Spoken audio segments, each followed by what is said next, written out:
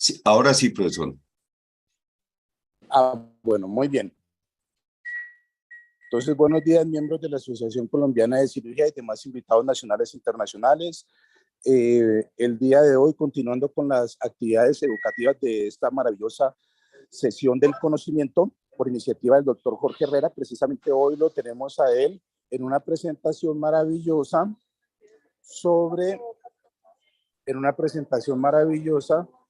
sobre hepatolitiasis. Entonces, de modo que le damos la bienvenida al doctor Herrera para que nos ilustre con sus conocimientos. Adelante, Jorgito. Gracias, profesor. Muy amable.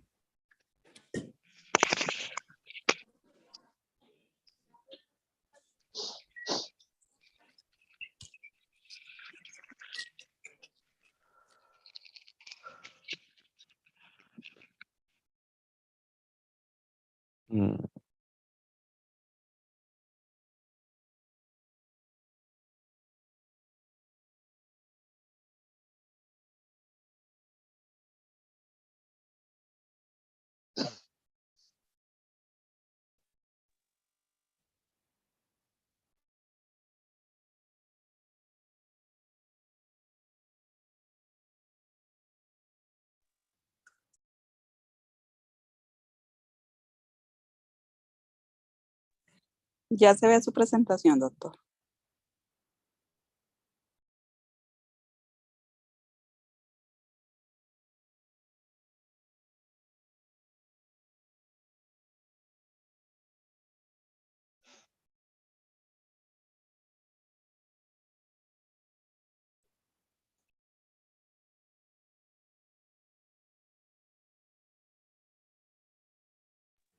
Doctor Herrera. Jorge, vemos tu presentación, pero no te escuchamos. Listo, sí, señor.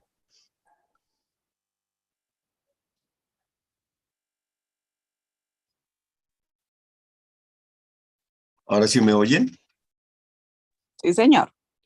Bueno, muy buenos días. Para mí es muy placentero estar nuevamente acompañándolos hoy en a nombre de la Sociedad Colombiana de Cirugía, a nombre de la Universidad del Cauca, en este módulo de hepatobiliar. Creo que es el penúltimo que vamos a dar, aunque sé que no es un tema muy frecuente entre nosotros, como es la hepatolitiasis, pero sí es un tema de suma importancia tenerlo para diagnósticos diferenciales y a su vez nos da una serie de enseñanzas en otra serie de situaciones clínicas que tenemos que enfrentar para los pacientes con patología biliar muy frecuente entre nosotros. Esta es nuestra Universidad del Cauca y esta fue la revisión y los criterios que hice de búsqueda. Entre otras, creo que la última la vea, esta es la segunda, tercera vez que hago esta revisión y la inquietud y el objetivo que tuve para esta charla fue ver qué problemáticas que tiene la hepatolitiasis, que son complicaciones locales y sistémicas, qué ha pasado en su evolución con ella en estos última década o en estos últimos 5 años, ya que se tiene una insuficiencia en las modalidades de tratamiento y de alto riesgo de recurrencia para varias opciones, y hay muchas opciones quirúrgicas, entre ellas en este momento creo que al final vemos que van a ser reemplazadas por la cirugía mínimamente invasiva, teniendo en cuenta en ello toda la parte de la parte endoscópica que tenemos. Las intervenciones vienen desde una resección de un segmento muy pequeño hasta llegar a un trasplante, pueden llegar este tipo de patología. Yéndonos un poquito hacia la historia, el término de hepatolitiasis primaria es también conocida como la colangiohepatitis oriental. Se refiere a los cálculos en el conducto biliar intrahepático antes de la bifurcación del colédoco. Se conoce desde los siglos XVI y XVII. La incidencia de la hepatolitiasis varía según el país. La tasa alrededor del 2 al 59% en los países del lejano oriente, en Taiwán, representa alrededor del 25% de los pacientes con cálculos biliares. Esta tasa del 15% está en Hong Kong, el 4% en Japón. La incidencia en países occidentales es aproximadamente del 1%. En Europa y en América la incidencia de la patolitiasis ha aumentado debido a las inmigraciones. Y la incidencia global ha aumentado del 0,32% al 0,85 por 100.000 en las últimas décadas. Curiosamente, en los países del este, donde la dieta es occidentalizada, se ha vuelto más común la incidencia y ha disminuido.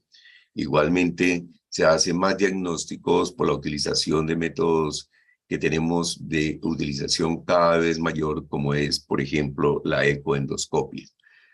Muchos pacientes se describen en los artículos, los cuales una vez se hace el diagnóstico no aceptan si son asintomáticos, no aceptan el hecho de entrar en un plan de manejo, sino simplemente de observación cuando se presenta cuando presentan la patología. Cuando nos referimos a esta patología, pues lo primero tenemos que referirnos a este artículo que es clásico sobre el 80, que son 22 años de experiencia y es escrito por el doctor Chen, que es el primero que hace la primera cirugía y hace la primera descripción.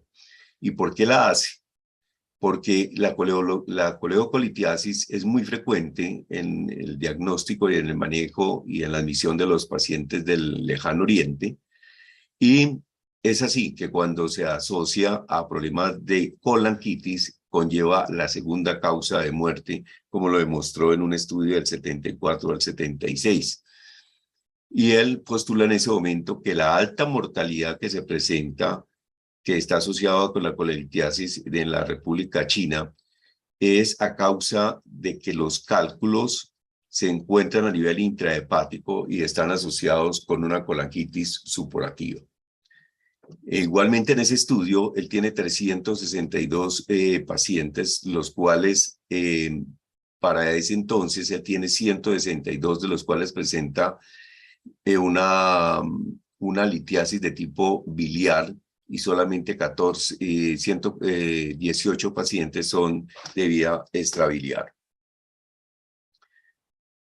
No podemos pasar por alto que el único causa, el primer caso documentado nosotros en Colombia es el del presidente Santander, el cual regresó a la patria y gobernó hasta el 37 y en sus últimos años fue senador.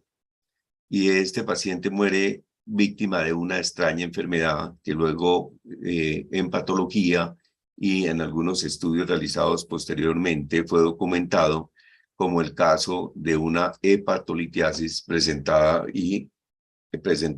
en Colombia.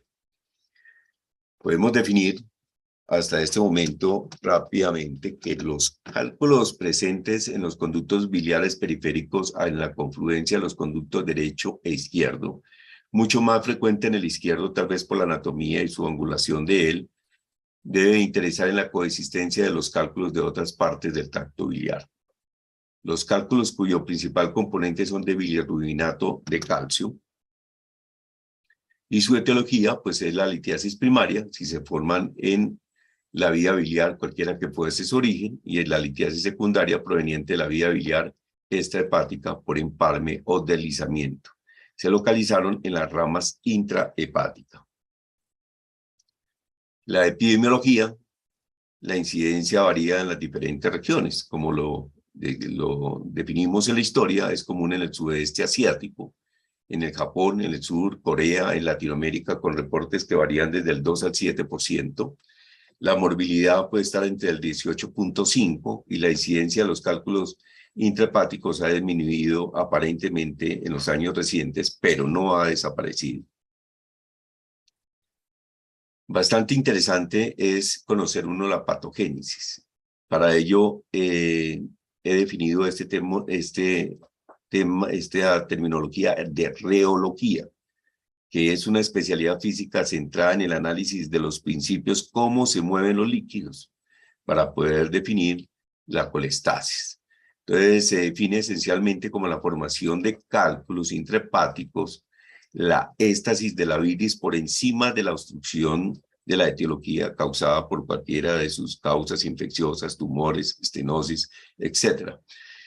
Todos o cada uno de ellos afecta a la reología, es decir, afecta el flujo de la bilis por encima de ella dentro del árbol biliar con la formación de una bilis y secreción de bilis ya litogénica. La infección siempre ha estado presente, ya sea por bacterias o pacientes o parásitos, en todos los pacientes con cálculos intrahepáticos. Las bacterias son demostradas en la bilis.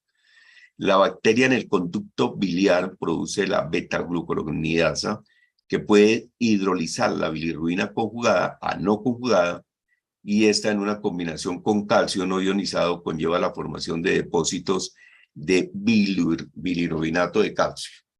Además, la bacteria produce la fosfolipasa A1, que gira a fosfocolina libre en ácidos grasos libres y a una secreción de mucina en el epitelio con formación de cálculos, conllevando la patogénesis. Igualmente, todas las anormalidades del conducto por dilatación o por estenosis anatómica, ya nombrábamos el conducto hepático izquierdo, igual los quistes de colédoco y la enfermedad de Caroli.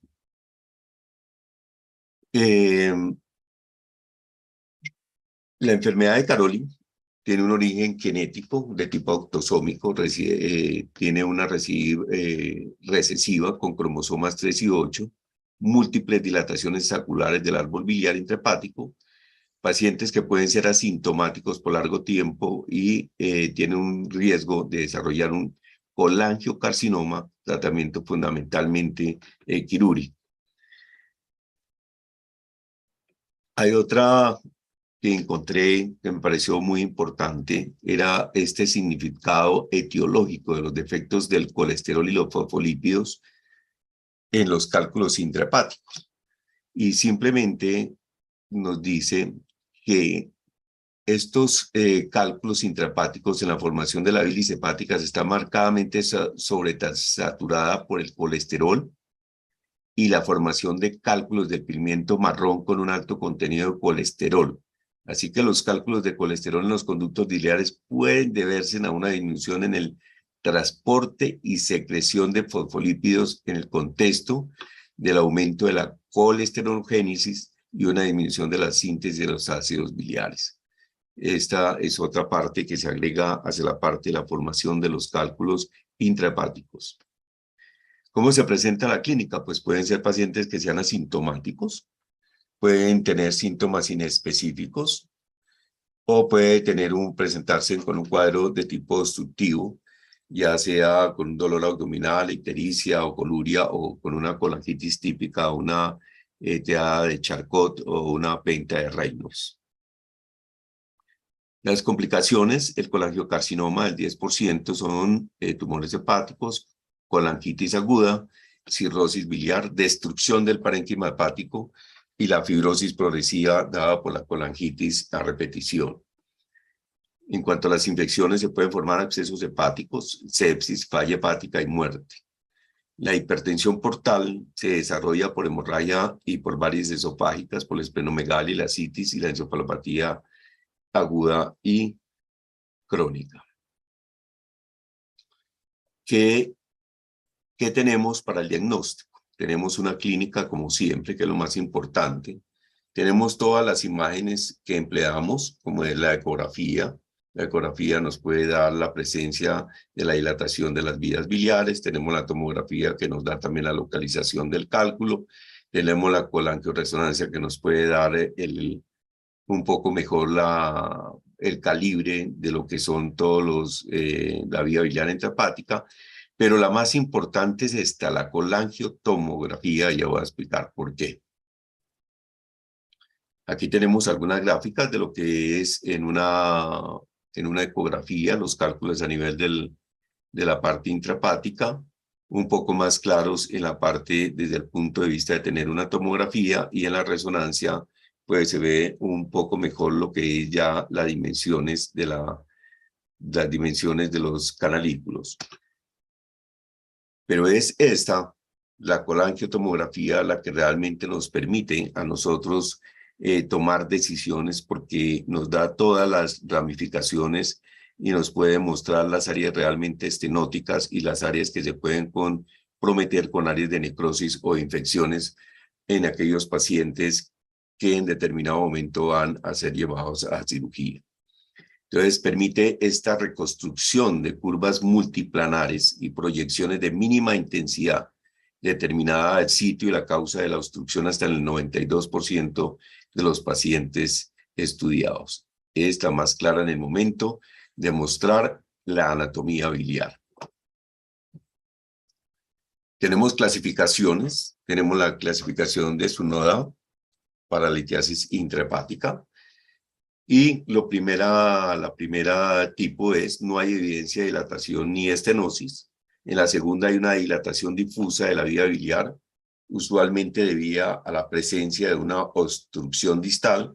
Esta obstrucción distal se debe posiblemente al paso de los cálculos que alteran la ampolla de Vater o todo nuestro canal a nivel del esfinteriano, o podemos tener quiste o dilatación intrahepática asociada a una presencia de estenosis biliar unilateral, o un quiste o dilatación intrahepática asociada a la presencia de una estenosis bilateral. Aquí tendríamos lo que es un SUNODA tipo 1 con una simplemente con un cálculo intrahepático en el lado izquierdo, pero no tenemos ninguna estenosis a nivel distal. Aquí tenemos igualmente en el 2 tenemos un cálculo, pero tenemos una estenosis. Y en el SUNODA 3 tenemos una formación de una estenosis o quiste. Y aquí tenemos en el SUNODA 4 tenemos un quiste. A su vez tenemos acompañado los cálculos intrahepáticos. Esa es una clasificación clínica, pero la que realmente sirve es la de Dunks para hacer una determinación acerca de la conducta que debe uno tomar. Entonces está dividida en el tipo 1, en el cual se localiza los cálculos en una parte unilobar o bivolar. La tipo 2 tiene una distribución difusa. La tipo 2A tiene, está acompañada de una atrofia o una atrofia de la parte del parenquimatosa y alteraciones de estructura de los conductos biliares. En el 2B hay una atrofia limitada de un segmento o de la estructura de los conductos biliares, y la 2C está acompañada de una cirrosis e hipertensión portal. Adicionalmente, se acompaña la vía estabiliar de tener un esfínter de Oddi normal o una relajación del esfínter de Oddi o alteraciones del esfínter de Oddi. La de Don nos ayuda a definir el tipo de tratamiento que necesita. Entrando en el tratamiento, entonces tenemos, basado en SUNODA, que tenemos un manejo endoscópico y un manejo quirúrgico. Este manejo quirúrgico fue muy importante y tomó mucho auge desde los 70 casi hasta los 2000. Y consistía simplemente en hacer una colistectomía, exploración de vías biliares, una colocación de tubo T y una manipulación a través del tubo en T, o algún tipo de derivaciones con él. Posteriormente, después del advenimiento de Nucarama con el CEPER y la parte de la colangioendoscopia, pues casi que todo tiende a manejarse desde el punto de vista endoscópico. Veamos algún algoritmo que nos sirva a nosotros para seguir este tipo de pacientes. Finalmente tenemos estas herramientas. Vamos a tener la ecografía, la resonancia, vamos a tener el CEPER, vamos a tener ahorita la colangio transparenopática, la colangios. ¿Es tan amable al hospital militar? Sí, por favor. Y tenemos igualmente los pacientes divididos en sintomáticos y asintomáticos. Sí, de una vez. En el paciente asintomático es importante tener la edad y las comorbilidades del paciente, y seguramente vamos a tener un seguimiento con este paciente simplemente. Pero en los sintomáticos se pueden presentar como referimos ya en la historia, con una colangitis, con ictericia, con alteraciones de estructura o con cálculos, o para ello entonces vamos a emplear simplemente en la colangitis un tratamiento de resucitación y su enfoque de soporte. Si el paciente tiene una ictericia, pues vamos a emplear el CEPER. Podemos en determinado momento utilizar balones de dilatación y hacer una esfinterotomía. Y en caso de necesitar, podemos hacer una colangioscopia. Inclusive podemos utilizar en este momento el Spiegel. Normalmente, cuando tenemos los cálculos, pues vamos a hacer lo mismo, esfinterotomía, extracción del cálculo o irrigaciones. Y cuando falla, pues vamos a tener la colangioscopia, vamos a tener la litotricia, que pueden hacer la destrucción de los cálculos. Cuando se repiten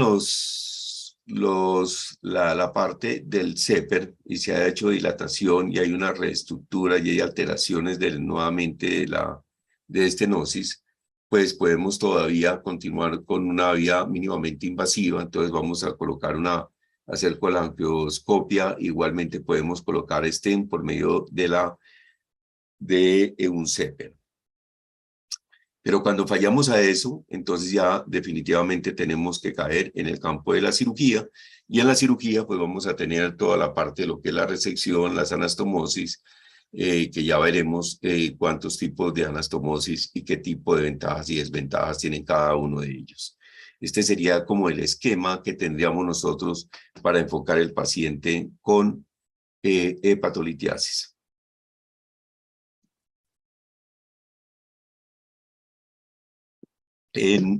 ¿Cuál es el objetivo de la cirugía?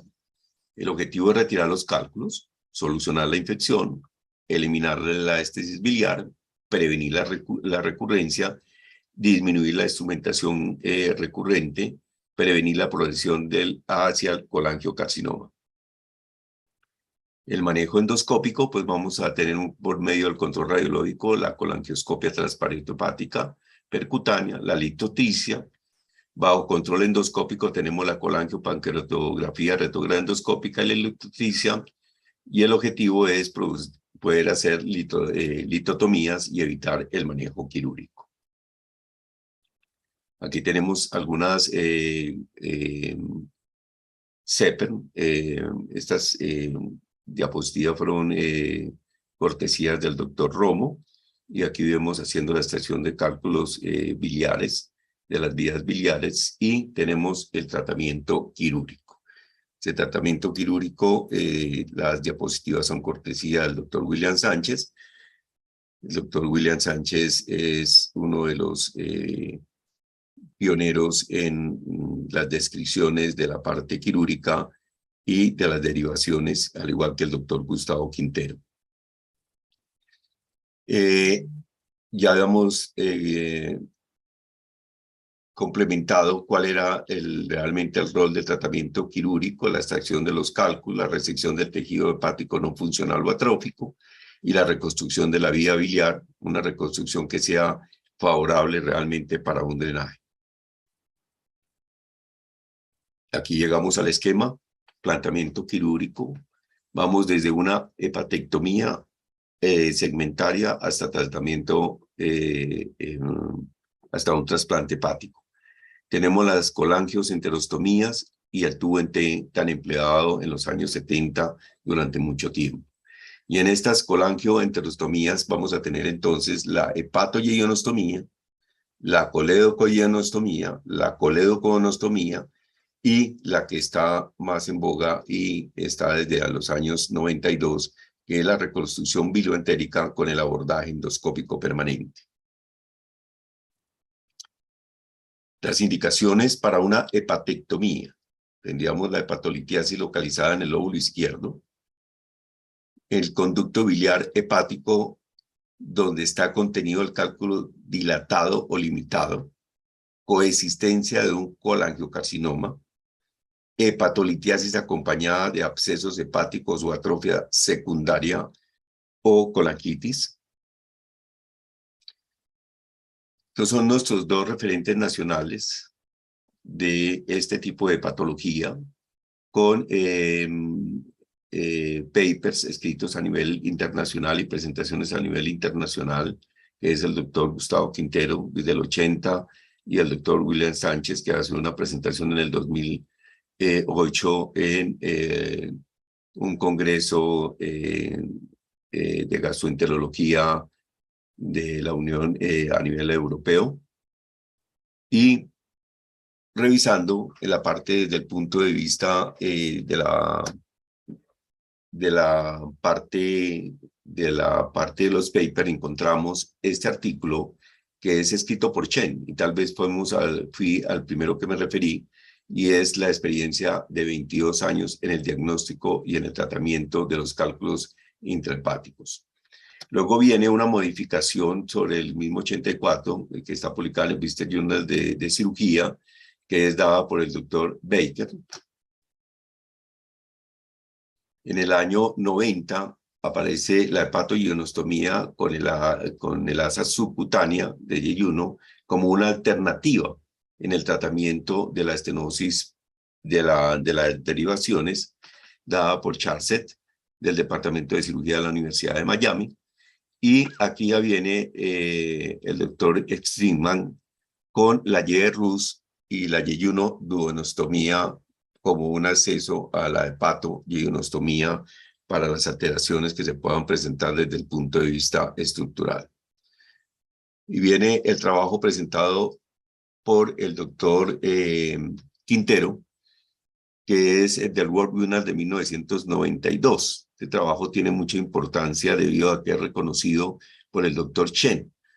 Y lo que hace el doctor Gustavo Quintero es, en la misma asa subcutánea, colocar un stent para evitar así las alteraciones de las estructuras de las estenosis que se puedan presentar.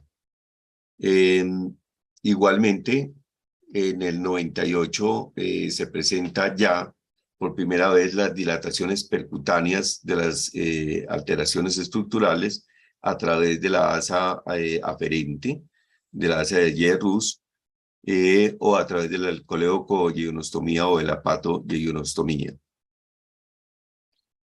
Esta es nuestra típica reconstrucción tipo Chen. Vemos nuestra asa aferente, la aferente. Viene la reconstrucción tipo Baker, en el cual se deja el asa a través de la pared abdominal para poder hacer la manipulación de la estructura. Y viene la modificación de tipo Quintero, en el cual se le coloca a este nivel un stent para evitar la estenosis. Esto, como ven aquí, esta es una carta que dirige el doctor Chen, se la dirige al doctor Quintero, estando de acuerdo con la modificación realizada por el doctor Quintero a este nivel para este tiempo. Aquí tenemos unas cirugías realizadas por el doctor William Sánchez, donde está haciendo resecciones segmentarias. Aquí tenemos una vía biliar dilatada y aquí está trabajando sobre los segmentos 4, 3 y 2 del hígado izquierdo, que está atrofiado completamente y está listando su asa para hacer la derivación. Igualmente otra donde está trabajando sobre los segmentos 5, 6 y 7, ya con ausencia de la parte izquierda y preparando su conducto hepático para la derivación. Otro exactamente para prepararla esta y las gráficas de donde se encontraban por tomografía todos sus múltiples cálculos que tenía a nivel del lado derecho. Estas derivaciones tienen una morbilidad y una mortalidad que no dejan de ser importantes, como son en la patectomía y en las colangioenterostomías y en el tubo en T. Como podemos ver, pues donde vamos a tener mayor número de complicaciones es en la hepatectomía, vamos a tener alteraciones de la función hepática principalmente, y vamos a tener mayor número de complicaciones, igual que en la parte de la colangioenterostomía. Las complicaciones de la hepatoyeyunostomía pues son bien conocidas, que es la estenosis. Se presentó para 221 pacientes, el 87%, para un porcentaje del 43%. Cálculos biliares en 70 de ellos, para un 35%. Estenosis y fístulas en un 10%. Ya en esta era de la parte endoscópica, muchas de las exploraciones y de las mismas anastomosis se hacen por vía laparoscópica. Entonces nos preguntamos aquí, ¿por qué la reconstrucción de la vía biliar es un desafío quirúrgico exigente? Y entonces su complejidad consiste en tres aspectos fundamentales.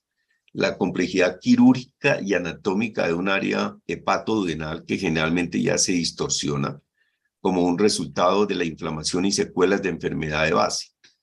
El alto porcentaje de morbilidad asociado a la cirugía y la difícil búsqueda y control por medio de la cirugía de esta enfermedad. A lo largo de la historia de la cirugía se han descrito numerosas técnicas quirúrgicas para abordar este complejo problema médico. Incluso en la actualidad existe un esfuerzo continuo para resolverlo, de lo cual se deduce que el procedimiento ideal que ofrece una alta seguridad quirúrgica y bajas tasas de morbilidad y mortalidad y resultados funcionales satisfactorios no se ha encontrado. Este es el trabajo presentado por el doctor William Sánchez y el doctor Hernando Baunza en el 2008. Esta es la parte gráfica que él presenta y las derivaciones como las presenta para su trabajo. Aquí ve la derivación a nivel de tipo duodenal, derivaciones a nivel duodenal, y aquí mucho más cerca a nivel del estómago. Esto es en el seguimiento que se hace, el cálculo impactado ya donde lo pueden ver y se puede extraer directamente con un acceso más rápido a la parte endoscópica.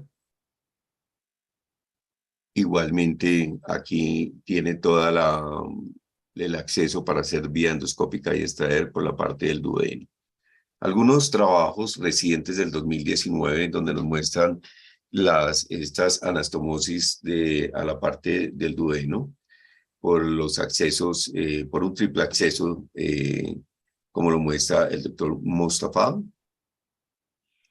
Él muestra del 16 al 18, 23 casos en los cuales requirieron derivación. Alguna no refiere por hepatolitiasis, pero sí la refiere por otro tipo de alteraciones de estructura, con unos controles que lo lleva hasta los 3 meses.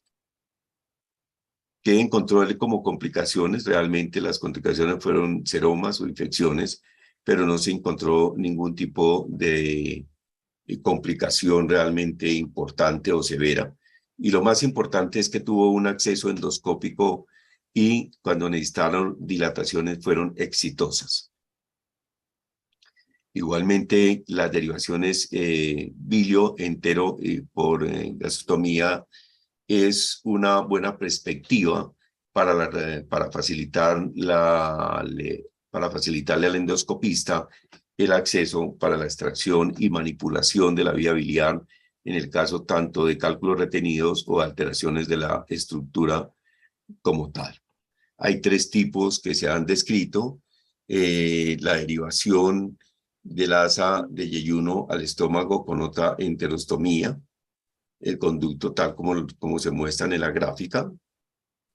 La tipo 2, en el cual se hace, el yeyuno se secciona a unos 15 centímetros de la pato yeyuno, se hace distal al estómago o proximal al conducto de la bilis. Y esta tipo 3 es la más utilizada en el momento, que es la directamente dada hacia la parte del estómago. Aquí vemos el cuadro que ellos presentan comparativo de los 3 tipos, donde el más frecuente es el tipo 3, el utilizado. Presentan 10 casos, en el cual pues, son exitosos en el 100%, con un tiempo adecuado y sin dificultades ni alteraciones, ni una escasa, solamente un paciente con fuga de bilis en ella. Veamos un poco en este artículo que me parece también muy importante, la evaluación crítica de la hepatoyeyonostomía por hepatolitiasis. Realmente, cuando tenemos que ver, en conclusión, diríamos que a largo plazo para la litiasis intrahepática no fue satisfactorio debido a su alta tasa de colangitis residual posoperatorio y litiasis residual en los estudios practicados por ellos. La hepatoyeyonostomía no pudo drenar el calco de una manera efectiva, teniendo en cuenta las deficiencias de la hepatoyeyonostomía mencionadas anteriormente. Es de gran utilidad y es de suma importancia considerar las indicaciones quirúrgicas de la hepatoyeyonostomía para hepatolitiasis. Entonces, abogamos que simplemente se tenga en cuenta para condiciones como son hepatolitiasis complicada de los conductos extrahepáticos con estenosis, de las segundas ramas que requieran una reestructuración de la parte de la estructura de la estructura, hepatolitiasis con dilatación congénita, como puede ser la enfermedad de Caroli, en la cual se debe resecar la vía biliar, o disfunción de la papila de Vater, especialmente en el caso fibrótico. Estos son ya casos ya realizados aquí por nuestro grupo que tenemos de hepatobiliar, por la doctora Liliana Caicedo y el doctor Guillermo Vallejo, que seguramente ahora nos mostrarán el seguimiento y la experiencia que ha tenido con estas derivaciones, pero tenemos que tienen un seguimiento ya casi a largo plazo de este tipo de pacientes, donde han podido practicar inclusive CEPER para poder hacer extracciones de cálculos y para poder hacer manipulaciones de la vía biliar. Todo esto son seguimientos de ellos. ¿Qué pasa? Este otro artículo, durante 10 años de los pacientes que no recibieron un manejo de hepatolitiasis, entonces estos pacientes generalmente las conclusiones es que a largo plazo no tuvieron, llegaron a tener una atrofia del hígado, aquellos que tenían dilataciones de la vía biliar tuvieron riesgos de malignidad. Igualmente tuvieron problemas ya de no ser quirúrgicos en determinado momento. Y las causas de muerte pues, fueron colangiocarcinoma, falla hepática por colangitis, enfermedades cerebrovasculares y algunas enfermedades que se presentaron de cáncer en otros sistemas de la parte diferente a la parte biliar o cáncer pulmonar que no tenía relación. Posibles indicaciones de trasplantes para los pacientes. La presencia puede ser el hecho de que se malignice una enfermedad, sobre todo de Caroli. Y aquí tenemos algo que es novedoso para esta época, y es la valoración desde el punto de vista de técnicas de visualización tridimensional para la hepatectomía por la hepatolitiasis complicada. Entonces, este estudio lo que nos muestra es, mira las figuras que los hemos visto en las últimas charlas sobre la parte hepatobiliar, cómo tenemos ya no trabajamos con puntos ciegos, sino que tenemos una mejor visualización de la parte anatómica que en determinado momento hacía más difícil hacer las resecciones segmentarias. Entonces, esto ha avanzado en la parte quirúrgica y es el avance tal vez que tenemos en la parte quirúrgica desde el punto de vista de las imágenes del valor de las técnicas tridimensionales. Esto es lo que concluye este artículo, que desde que empezó a utilizarse la hepatectomía para el tratamiento de la hepatolitiasis por los cirujanos, han investigado cómo podría realizarse de una forma segura y eficaz, pero la tasa de recurrencia sigue siendo difícil de controlar de una manera efectiva. Simplemente se alcanza en algunas áreas hasta el 40%. La evaluación preoperatoria es particularmente importante. Actualmente las técnicas de imagen para el diagnóstico de la hepatolitiasis incluyen principalmente el TAC y la resonancia. Sin embargo, la ecografía y el TAC son modalidades 2D de segunda dimensión, en las que el lector o operador solo puede identificar la relación espacial de un órgano o tejido a través de un proceso de pensamiento completo. La práctica clínica ha demostrado que este tipo de reconocimiento perceptivo es inestable y ambiguo, aunque la resonancia proporciona imágenes desde diversos puntos de ángulo, su aplicación prácticamente limitada. Pero con las imágenes 3D ha madurado gradualmente los avances científicos y tecnológicos, permitiendo una evaluación omnidireccional multiángulo que permite que los ángulos de la parte enferma y los cálculos puedan ayudar realmente al posicionamiento intraoperatorio y mejorar la planificación preoperatoria y reducir la ceguera de la exploración intraoperatoria. Los estudios con 3D es sensible y fiable en el diagnóstico y clasificación de la hepatolitiasis. El modelo de reconstrucción con 3D está claramente en relación al árbol biliar y al árbol vascular, el tamaño y la ubicación de los cálculos, la extensión y la estenosis del conducto biliar, la distribución de los vasos sanguíneos, la atrofia o hipertrofia del hígado y si hay atrofia y variación. Este presente estudio se analizó retrospectivamente 66 casos de hepatolitiasis complicada tratados por una hepatectomía guiada por este tipo de imágenes 3D.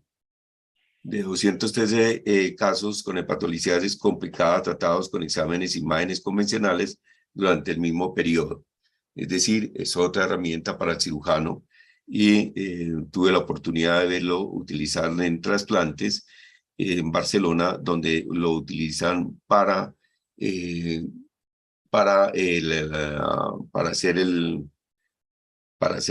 poder hacer el trasplante de estos pacientes.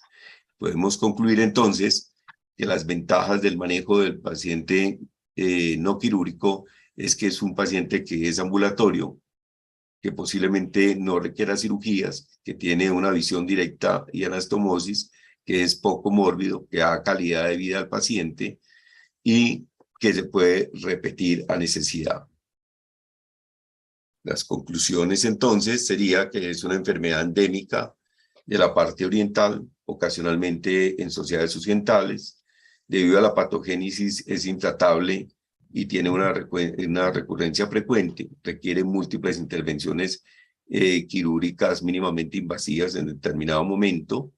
Referente al rol del tratamiento, la hepatectomía parece ser un tratamiento efectivo para los pacientes seleccionados.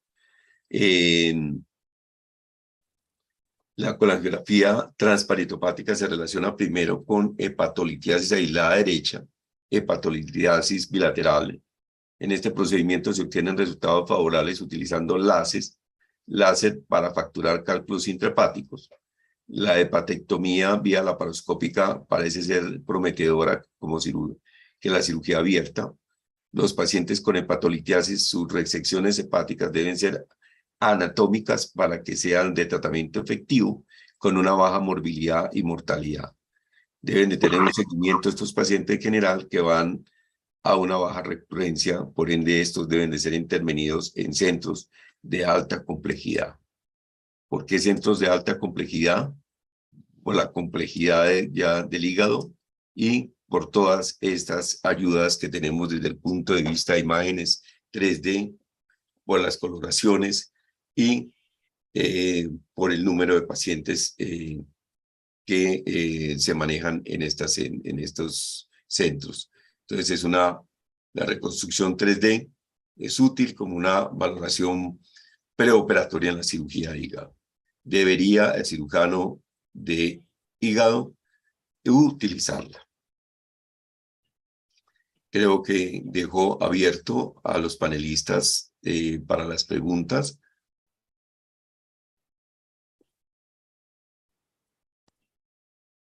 Doctor Herrera. Víctor Sánchez. Doctor Herrera, muchas gracias por su presentación, por sus enseñanzas. Está abierto, por favor, a cada uno de los participantes que enviar sus preguntas o hacer sus preguntas, por favor. Está abierto el chat. lo podemos hacer de una manera libre, entonces pues todos son bienvenidos.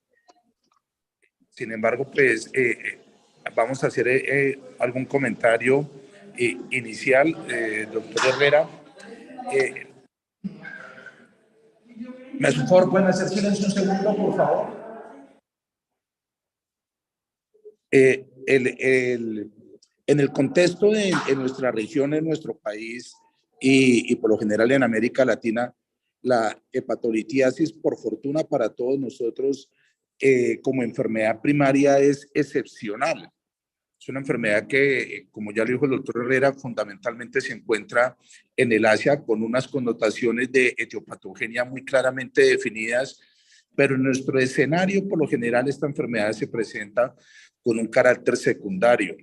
De este carácter secundario, pues es lógicamente derivado de las complicaciones o la evolución de la enfermedad litiásica primaria biliar.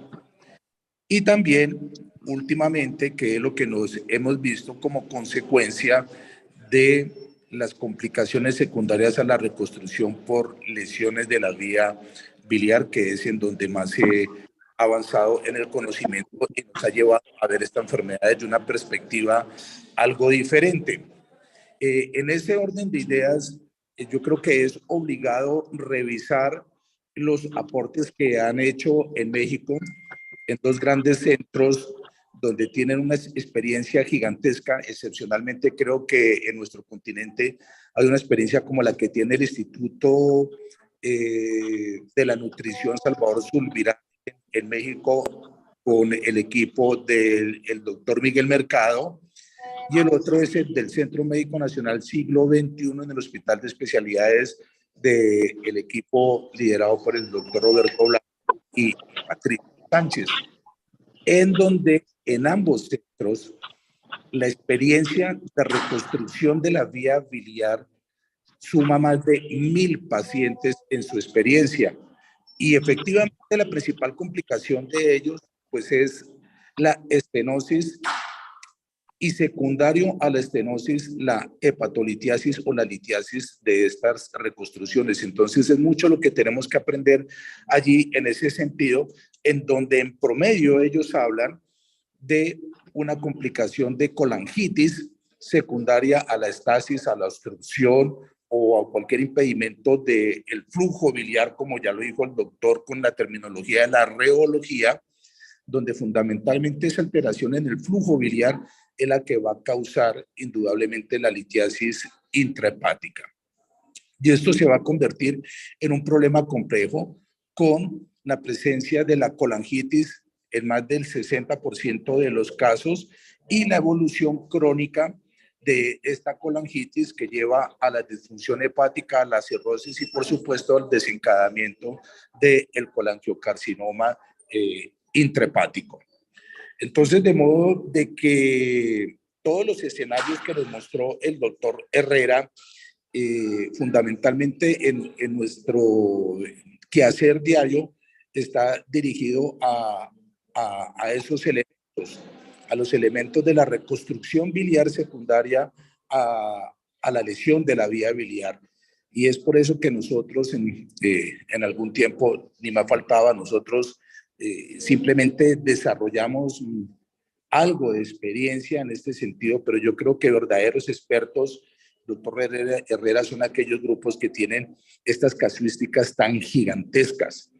En el país, estaba revisando el día de ayer en la Asociación Colombiana de Cirugía cuántos reportes tenemos en los congresos de hepatolitiasis, de trabajos presentados por hepatolitiasis, y realmente son muy pocos. Encontré uno de la Universidad de Antioquia, otro del Hospital San José, otro del Hospital Militar, y así excepcionalmente en el país, porque realmente es una patología que por fortuna para nosotros no se presenta de una manera muy frecuente y como le dije anteriormente, es excepcional que sea primaria y por lo general casi siempre secundaria a estas reconstrucciones. Entonces, el escenario es que cuando se hace una reconstrucción hepático-yeyunal, por patología benigna, muy diferente a la patología maligna, el escenario es diferente. ¿Y por qué es diferente? Porque en la patología maligna, por lo general, siempre va a estar dilatada la vía biliar. Es excepcional encontrar este tipo de litiasis intrahepáticas, ya que las anastomosis son amplias, con un muy buen flujo.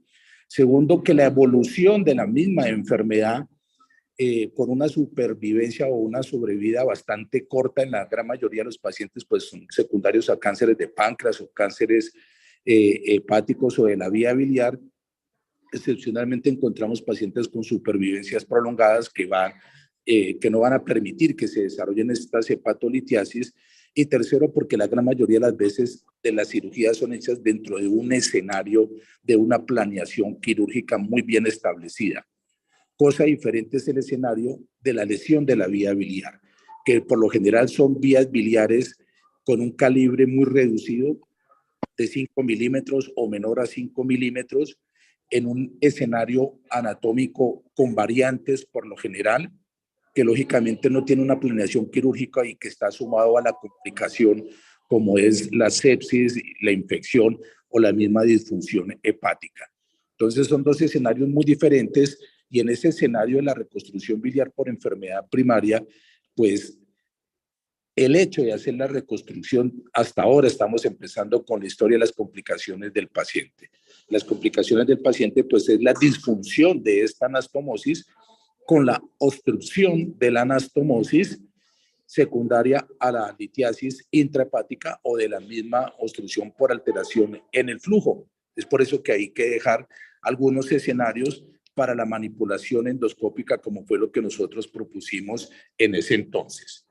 Y entonces, doctor Herrera, quiero hacerle una pregunta de su revisión que es muy importante. ¿Usted considera que en los pacientes, como lo describen en la literatura científica de la revisión, en los pacientes que tienen la obstrucción biliar y que tienen una reconstrucción alta, es decir, por encima de la unión, ¿usted considera que la gran mayoría de estos pacientes se deben de abordar con la resección segmentaria o parcial del segmento 4 y 5 para hacer una mejor exposición? ¿Qué encontró en esa revisión que nos puede indicar para tratar de evitar esa complicación de la estenosis y, por supuesto, después la hepatolitiasis? La idea es que cada vez se limita más la parte quirúrgica como tal por todo el advenimiento que tenemos desde el punto de vista endoscópico. Pero definitivamente dan las indicaciones claras, como es cuando se encuentra la atrofia, la infección, igualmente una estenosis que ya no puede ser franqueada por los stent, definitivamente el paciente debe ser llevado a cirugía. Yo realmente pues no tengo experiencia en este tipo de derivaciones, más que de pronto las que tuve oportunidad de hacer en la parte pediátrica. Entonces creo que conmigo me acompañan los dos hepatobiliares. Entonces, si quiere, profesor Sánchez, vamos a darle la palabra a ellos. Por favor, claro que sí, bienvenidos. Bueno. Entonces, doctora Liliana es hepatobiliar y cirujana de trasplantes, al igual que el doctor Guillermo Vallejo. Entonces, hay una pregunta en el chat que dice que cuál es la morbilidad de los pacientes en los cuales se les hace la derivación. Doctora Liliana. Buenos días, muchas gracias y muchas felicitaciones por la presentación. Las complicaciones, las comorbilidades de la derivación, pues son las inicialmente del procedimiento quirúrgico, el sangrado, hematoma, puede hacer una fuga de la anastomosis, que son como las tempranas, y posteriormente, dependiendo pues del diámetro de la derivación, de la calidad de esos tejidos y de la causa, pues una de las complicaciones a largo plazo que se pueden presentar es la estenosis, que en algunos casos se pueden manejar de forma endoscópica con dilataciones y en casos ya severos o que no hay respuesta o que ya es una estenosis que se ha madurado por completo, es necesario un nuevo procedimiento quirúrgico y una nueva derivación. También, dependiendo pues del tipo de derivación, pueden hacer colangitis ascendente y este pues es un problema también a largo plazo que se puede presentar. Doctor Vallejo, de sus pacientes operados, a usted le gusta hacer la triple ostomía. ¿Qué ventaja ha encontrado o qué desventajas ha encontrado en cuanto al seguimiento de estos pacientes? Buenos días, ¿qué hubo, profe? ¿Cómo está? Felicitaciones por la charla. No sé, ¿me están escuchando? Sí, sí, perfecto, Guillermo. Ok. Bueno, no, el tema de la hepatolitiasis pues es muy complejo. Yo creo que usted lo ha descrito muy bien, no solamente por la morbilidad, sino porque tiene una mortalidad importantísima. Y cuando pues uno se ve enfrentado a estos pacientes puede ir, lo que usted dice, desde una rejección hasta terminar trasplantado el paciente. Entonces, creo yo que el tipo de derivación que uno escoja para estos pacientes, pues es determinante sobre todo para definir muchas situaciones complejas que pueden presentar más adelante una vez derivado el paciente por bien que le vaya. Entonces, la hepaticoyeyuno, pues es la técnica estándar, creo que es la técnica usual y la hacemos no solamente en patología benigna, maligna, sino también en las lesiones de vía biliar. Pero uno siempre tiene que considerar que ahí estamos alterando la anatomía y el flujo biliar, lo que usted dice de la reología. Entonces, en ese sentido, nosotros estamos disminuyendo el flujo continuo, el tránsito normal de la bilis y generalmente estos pacientes son pacientes litogénicos. Entonces, estamos generando un factor de riesgo para obstrucción, sea litiásica o no litiásica. Y la no litiásica, que quizás es de las más frecuentes, que es la estenosis de esta anastomosis, pues se dan, usted lo mostró por ahí, incluso una casuística, yo tenía un porcentaje un poco más bajo, yo considero que aproximadamente el 20% de los pacientes puede presentarlas, pero usted mostró por ahí un porcentaje hasta del 43% y no es descabellado pensar que pase. Y cuando uno entonces tiene estos pacientes con una hepaticoyeyuno simple, amputó la vía endoscópica por completo, al menos de que se haga una enteroscopia, que todos sabemos que la disponibilidad no es muy alta y la experiencia que tiene de CEPER por enteroscopia no es muy alta. Y no todos los centros a nivel nacional tienen unos programas o unos grupos de cirugía percutánea o de radiología intervencionista suficientes y con la experiencia alta como para tratar de solucionar estas estenosis o estas obstrucciones de la anastomosis hepática o yeyuno por su vía, por la vía transparente hepática. Entonces, algunos centros lo hacen, ponen stent, hacen dilataciones, empujan los cálculos, ponen drenes internos, externos o solamente externos, etcétera. Pero esto no es un recurso que esté muy globalizado. Entonces, en ese sentido, por eso hemos pensado tal vez manejar el acceso endoscópico y hemos tratado de acumular una casuística que hasta cierto punto pues la estamos nutriendo cada día más para publicarla y sobre todo aprendiendo de esos pacientes, porque pues cuando uno revisa la literatura, los estudios muestran casuísticas de 10, 16, 20 pacientes. El doctor Sánchez seguramente puede tener una casuística más amplia, pero poco a poco vamos a ir aprendiendo de estos pacientes. Entonces, ¿qué hemos aprendido de estos pacientes que vamos 10 pacientes en total? Hemos aprendido que es muy importante las indicaciones de hacerle el acceso endoscópico, o sea, la triple anastomosis. Eh, en términos generales, los pacientes que se están llevando este tipo de procedimientos son los pacientes que tienen patología litiásica intrahepática, asociado a patología extrahepática, litiásica también, y en el cual nosotros con la resección de la vía biliar y la reconstrucción mediante una hepaticoyeyuno podemos quitarle el 50% de la enfermedad, podemos decirlo así. O sea, podemos quitarle todo ese componente extrahepático que está dañado y que hace colangitis por colocolitíasis, pero de todas maneras queda el 50% restante, que sería la patología intrahepática. Y en ese sentido nosotros hacemos la gastroyeyuno, simplemente es el asa que sube, la dejamos un poco más larga, la anastomosamos sobre la cara anterior del antro y se permite un acceso endoscópico corto, fácil de hacer y en ese sentido hemos podido hacer el seguimiento de los pacientes. Otra indicación para este tipo de técnica es los pacientes que tienen una hepaticoyeyuno previa, que por cualquier razón se estenosó, la reconstruimos, ya hacemos la reconstrucción. Son pacientes que generalmente ya han pasado por dilataciones, por vía transparente hepática, y se estenosó la anastomosis por completo. Entonces estos pacientes se re-reanastomosa con una hepaticoyeyuno nueva más alta y se le deja el acceso endoscópico.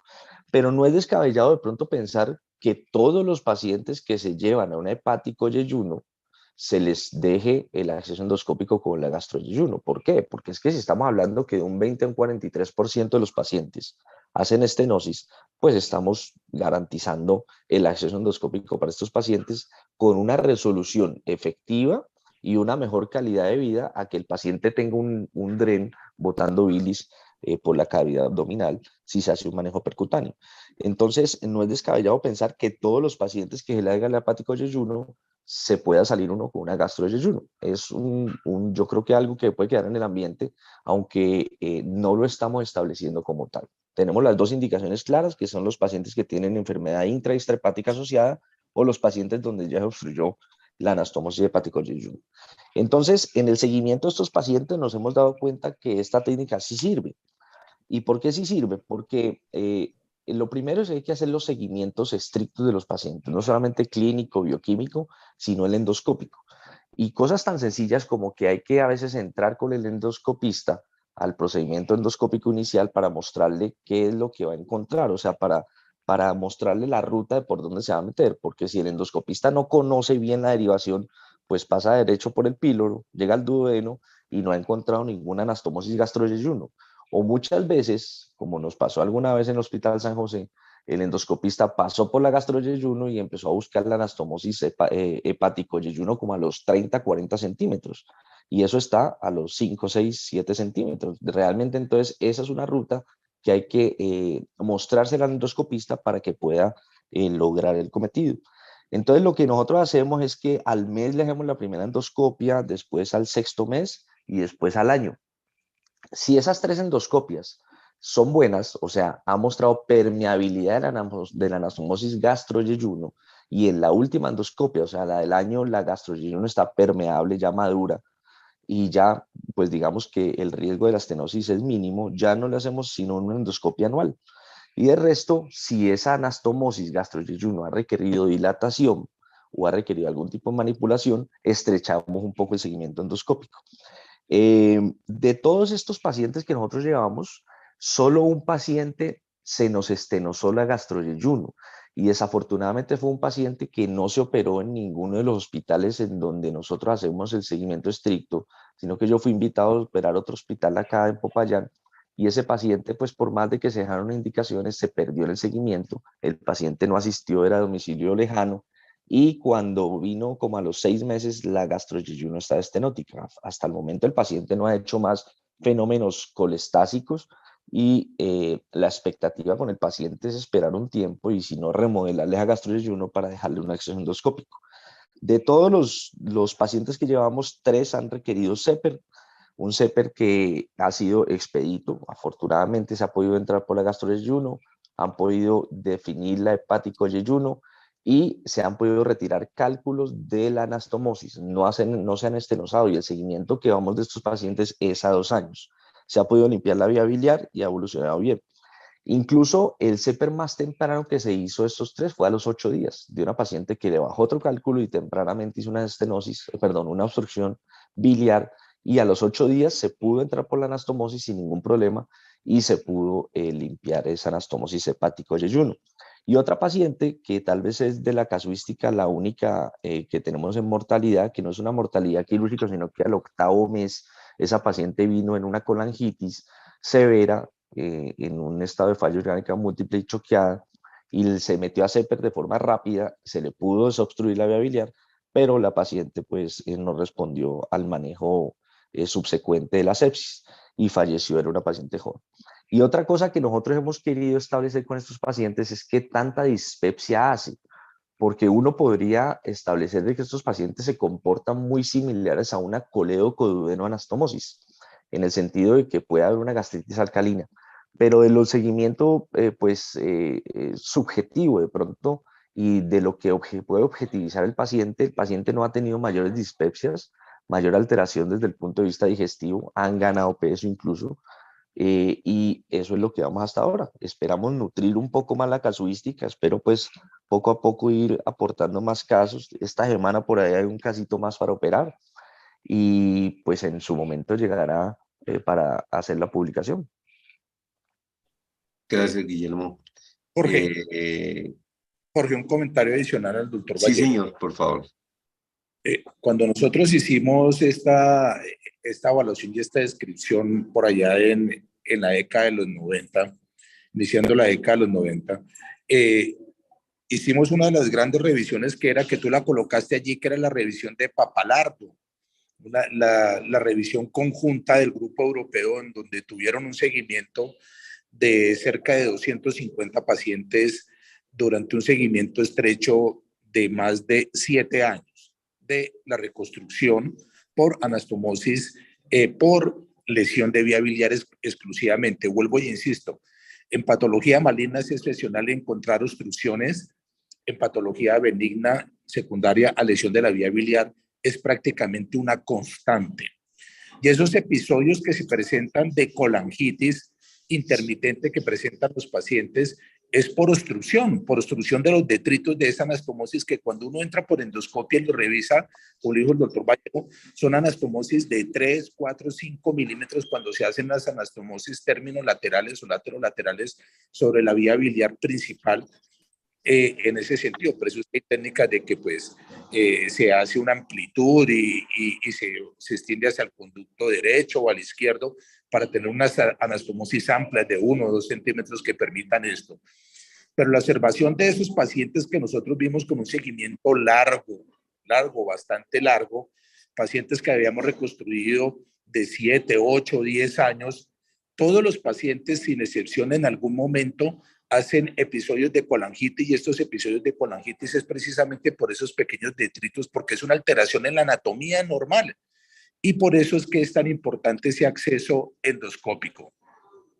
En esta serie europea ellos colocaron que o evidenciaron que entre el 5 y el 15% de los pacientes que les hacían derivaciones en donde desfuncionalizaban el duodeno y el duodeno perdía el trofismo biliar, presentaban hemorragias de vías digestivas altas por atrofia del duodeno con hemorragias en el duodeno, que eso es un punto a considerar bastante importante.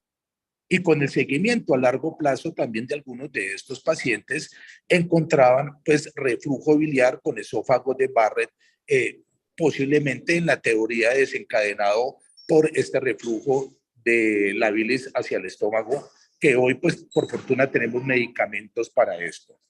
Por eso es que una consideración de la derivación con el acceso al duodeno es bastante atractivo también y funciona bastante bien.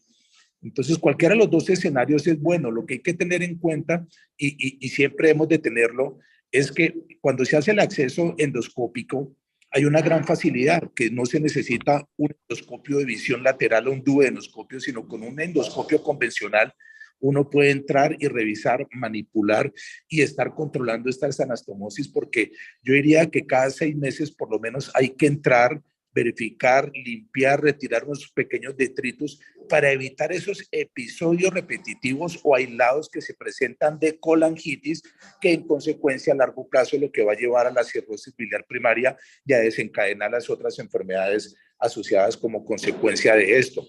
Entonces, por supuesto que es una gran alternativa, como como tú lo dijiste, cuando hay tantos procedimientos quirúrgicos descritos, quiere decir que el problema aún no ha sido resuelto, pero indudablemente es una gran herramienta a tener en cuenta en este sentido. Profesor Sánchez, hay 2 cosas que me quedaron a mí como de esta. Primero, que uno debe tratar de mantener el aparato esfinteriano, es decir, hasta lo que sea posible. Pero la primera situación que lo deja inquieto es la afirmación que hace el doctor Chen. Y él dice que las colangitis van a llevar a la fibrosis y esas fibrosis definitivamente se convierten en lesiones precancerosas del tracto biliar, que él las ha denominado neoplasia papilar intraductal. Y no es despreciable, puede ser el porcentaje, el 30%. Entonces uno pensaría hasta cuándo uno, ¿cierto? Por los medios endoscópicos trataría a un paciente, ¿cierto? Porque hay pacientes que pueden ir como al salón de belleza cada 2 veces por año a que les extraigan los cálculos y todo. ¿O qué debe hacer para el seguimiento uno de evitar esto? ¿O estarle haciendo cepillado? ¿O cómo seguir esos pacientes? Un paciente de reconstrucción biliar es un paciente para toda la vida. Es un paciente que, vuelvo y lo insisto, el hecho de hacer la reconstrucción biliar hasta ahora es una solución parcial al paciente. Pero cuando se tiene una reconstrucción biliar, este es un paciente que lo va a tener uno para toda la vida. Y para toda la vida es con un seguimiento expedito, estricto, para tratar de proteger ese funcionamiento hepático, porque vuelvo y insisto, en la patología de reconstrucción de vía biliar como consecuencia de una lesión por cirugía laparoscópica, el escenario común, el escenario frecuente es que estos pacientes presenten las colangitis secundarias a la estenosis y hay que dejar el territorio adecuado para esto. Ya le dijo el doctor Vallejo y le dijo la doctora, qué difícil es manipular por vía percutánea a estos pacientes y de forma constante. Eso se convierte en un problema bastante complejo y la solución no es dejar stents, porque el stent lógicamente va a producir una mayor alteración y siempre vamos a tener los episodios intercurrentes de los procesos infecciosos y de la fibrosis. Entonces, yo sí soy un convencido que estos pacientes hay que tenerles un seguimiento y estos accesos son bastante buenos para poder permitir de una manera fácil, permanente y sencilla la vigilancia de esas anastomosis y el acceso a toda la anatomía de una manera sencilla. Gracias. Doctora Liliana, una última pregunta. ¿Con qué frecuencia el paciente trasplantado presenta problemas de estenosis?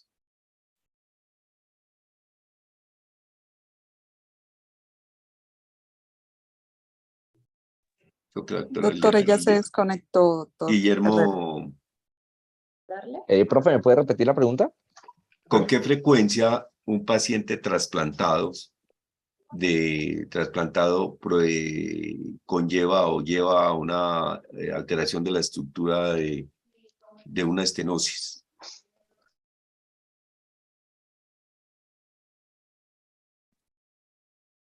¿Qué porcentaje de estenosis tienen estos pacientes trasplantados? Profe, los pacientes trasplantados, la vía biliar se reconstruye mediante dos maneras, con una coledoco-anastomosis o mediante una hepático-yeyuno anastomosis.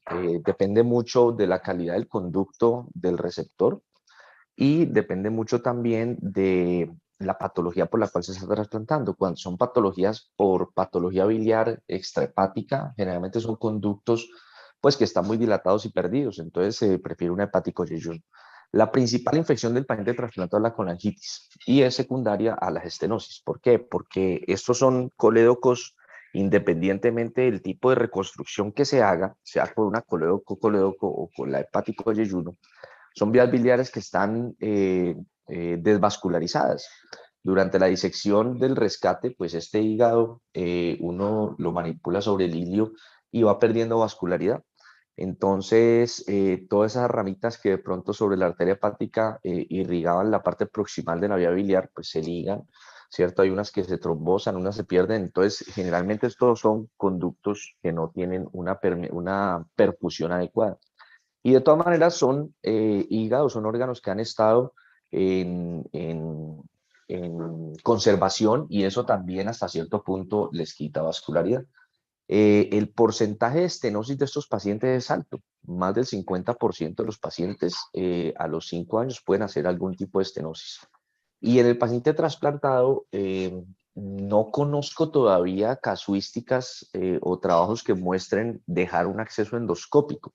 Quizás pues la cirugía es una cirugía más larga, con un componente vascular, en donde hay que cuidarlo mucho, tanto pues las 3 anastomosis biliares que son complejas, hay que cuidarlas mucho y quizás de pronto hacerle un tiempo más quirúrgico a estos pacientes es lo que ha impedido pues que se instaure la técnica.